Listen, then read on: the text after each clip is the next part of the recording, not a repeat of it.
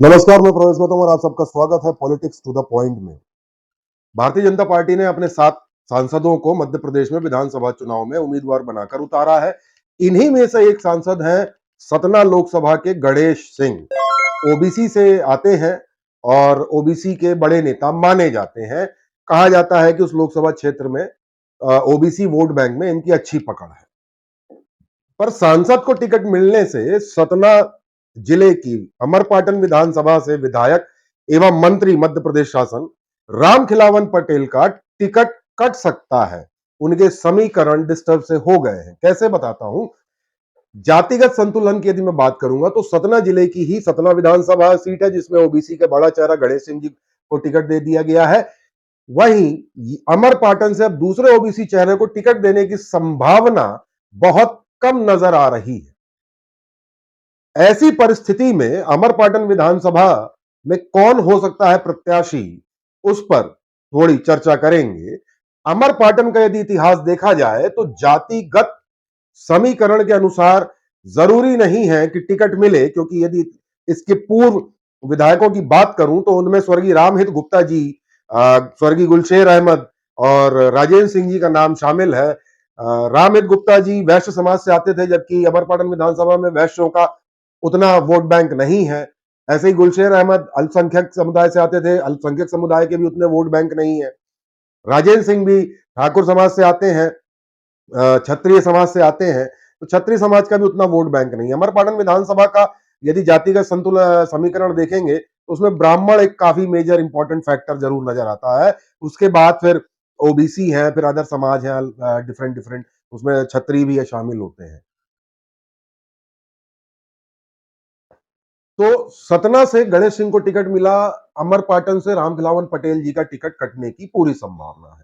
तो चर्चा कर लेते हैं कि ऐसी परिस्थिति में अमरपाटन विधानसभा से भारतीय जनता पार्टी के संभावित उम्मीदवार कौन कौन हो सकते हैं। तो यदि ब्राह्मण कोटे में भारतीय जनता पार्टी ये सीट ट्रांसफर करती है तो इसमें जो सबसे पहला नाम चर्चा में है वह है धर्मेंद्र सिंह तिवारी का।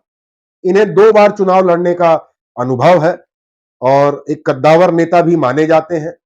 उनके बाद एक नाम आ रहा है हरीश कांत त्रिपाठी जी का, जो जिला पंचायत सदस्य हैं। फिर है दिनेश शुक्ला, जिनकी पत्नी अमरपाटन नगर परिषद की पूर्व में अध्यक्ष रह चुकी हैं। और इसके बाद ब्राह्मण समुदाय से एक और नाम आ रहा है, वह है विनीत पांडे का, जिनकी पत्नी माया पांडे वर्तमान में अमरपाटन जनपद अध्यक्ष है। ये तो हो गई ब्राह्मण कोटे की बात, सबके अपने अपने बैकग्राउंड है। अब अगर हम ब्राह्मण चेहरों के अलावा बात करें तो ओबीसी में तो जाना नहीं है, क्योंकि गणेश सिंह साहब को ऑलरेडी टिकट मिल चुका है। तो कौन हो सकता है। तो एक नाम जो तेजी से अमरपाटन विधानसभा में उभर कर आ रहा है वह, और चर्चाओं में भी, जनचर्चा में भी बहुत तेजी से है, वह है आशुतोष सूरज गुप्ता का। आशुतोष सूरज गुप्ता के बारे में कहा जाता है कि वह संघ पृष्ठभूमि से हैं। इनका संघ परिवार से पुराना नाता रहा। इनके परिवार में भी संघ के लोग रहे हैं, आरएसएस के। ये एक स्वयं प्रथम वर्ष प्रशिक्षित स्वयंसेवक हैं। पूर्व में युवा मोर्चा के मंडल अध्यक्ष रहे हैं, फिर युवा मोर्चा जिला महामंत्री भी रहे हैं, और वर्तमान में रामनगर, भाजपा के रामनगर मंडल के अध्यक्ष भी हैं। अब वैश्य समाज को कहा जाता है कि भाजपा का कोर वोटर, यानी बनिया। पहले आपने सुना भी होगा कि बनियों की पार्टी है भारतीय जनता पार्टी। बिल्कुल, ये चर्चाएं होती भी हैं और ये आधार वोट रहा है, जिसके कारण भाजपा में ने हमेशा बनियों को कहीं ना कहीं, यानी वैश्य समाज को कहीं ना कहीं रिप्रेजेंटेशन दिया है। परंतु समय के साथ आज भाजपा के मायने बदल गए हैं, जिसमें विंध्य में भाजपा से किसी भी वैश्य को पिछले 2-3 चुनाव में देखा जाए तो कोई भी टिकट नहीं मिला है, जिससे इस समाज में नाराजगी है और यह समाज अपने आप को ठगा हुआ सा महसूस भी कर रहा है।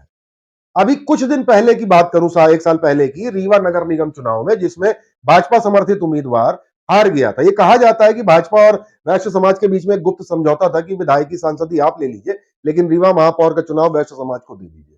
तो इससे एक संतुलन बना हुआ था। पर इस बार भाजपा ने ब्राह्मण उम्मीदवार महापौर चुनाव में उतारा, जिससे वैश्य समाज में, यानी बनियों में नाराजगी आ गई। नतीजा क्या हुआ, कांग्रेस वहां पे जीत गई, यानी विंध्य के विकास पुरुष कहे जाने वाले राजेंद्र शुक्ला रीवा विधायक का प्रत्याशी चुनाव हार गया। वैश्य को दरकिनार नहीं किया जा सकता, कम से कम भारतीय जनता पार्टी में। तो उनके असंतोष को यदि संतोष में बदलना है, तो अमरपाटन में आशुतोष सूरज गुप्ता एक निर्विवादित नाम सामने आ रहा है। स्वयं युवा मोर्चा और जिला में महामंत्री इनमें रहे और मंडल अध्यक्ष हैं। इसके अलावा आशुतोष सूरज गुप्ता ने अपनी लोकप्रियता चुनाव में भी साबित की है। भले ही जातिगत वोट बैंक के आधार पर वैश्य समाज के वोट ज्यादा ना हो, परंतु हाल ही में संपन्न हुए निकाय चुनाव में, हाल ही मतलब कुछ समय पहले, सूरज गुप्ता की पत्नी पूजा गुप्ता लगभग 15,000 वोट प्राप्त की थी और अपने निकटतम प्रतिद्वंदी से 6300 6,300 वोटों से विजयी हुई थी। ये एक उल्लेखनीय उपलब्धि है, जबकि इसी सीट पर भाजपा का समर्थित उम्मीदवार पिछले लगभग 20 सालों से मेरी जानकारी अनुसार नहीं जीत पाया है। वहीं जातिगत समीकरण पर बात करें तो वैश्य समाज के यहां 1,000-1,500 के लगभग वोट होंगे या उससे ज्यादा होंगे नहीं। बावजूद उसके सूरज गुप्ता की धर्मपत्नी पूजा गुप्ता चुनाव जीतती हैं और अच्छे खासे वोटों से जीतती है, 15,000 वोट मायने रखते।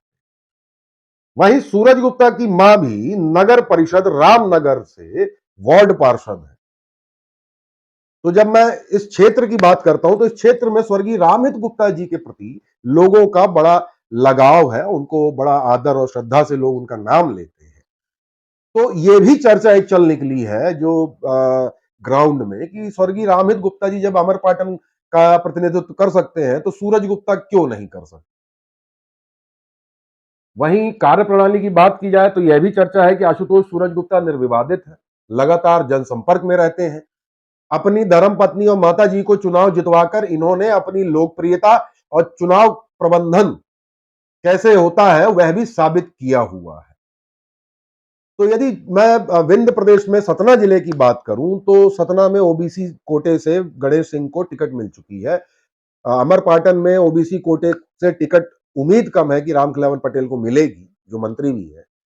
तो ऐसे में वैश्य समाज के लिए यह सीट मुझे अनुकूल प्रतीत होती है, जिससे नाराजगी भी कम होगी और पूरे विंध्य में जो एक एडिशनल वोट बीजेपी को मिलता था वैश्य समाज का, उससे कहीं ना कहीं बीजेपी को लगभग सतना, रीवा, शहडोल इन सब जगह फायदा मिल सकता है।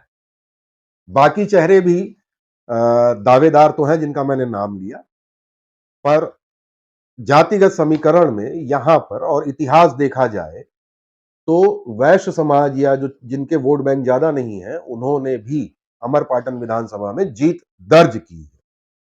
देखना दिलचस्प होगा कि भारतीय जनता पार्टी सतना जिले में दो ओबीसी चेहरा उतारती है या एक ही गणेश सिंह के बाद बाकी जातियों को भी संतुष्ट करने के लिए, जैसा कि चुनाव में होता है, वैश्य समाज को प्रतिनिधित्व देती है। पॉलिटिक्स टू द पॉइंट में मैंने प्रयास किया अमरपाटन विधानसभा के बारे में बताने का। आपको मेरा प्रयास कैसा लगा जरूर बताइएगा, कमेंट कर सकते हैं। हमारे चैनल को लाइक शेयर सब्सक्राइब जरूर करें। फेसबुक में देख रहे हैं तो फॉलो करें। हमसे जुड़ना चाहते हैं तो हमारा नंबर नीचे लगातार स्क्रॉल हो। बहुत बहुत धन्यवाद।